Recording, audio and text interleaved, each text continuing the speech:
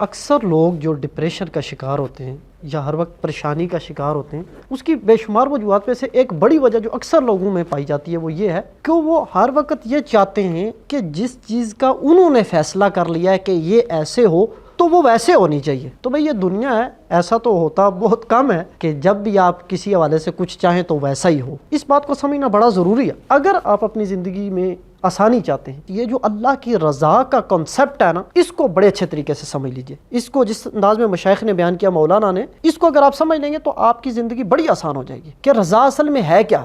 رضا کا نتیجہ یہ ہے کہ آپ کا دل پرسکون ہو جاتا ہے۔ اچھا، اب رضا ہے کیا؟ مثلا آپ نے کوئی کام شروع کیا، مثلا آپ نے جاب کے لیے اپلائی کیا اور اس کے لیے آپ کے جتنے تیاری ہے وہ آپ نے تیاری کی، آپ اپنے ریسورسز جو ہے وہ استعمال کر رہے ہیں، اور اس کے بعد نتیجہ جو ہے یہ اللہ سبحانہ و تعالیٰ کے سپرد کر دینا۔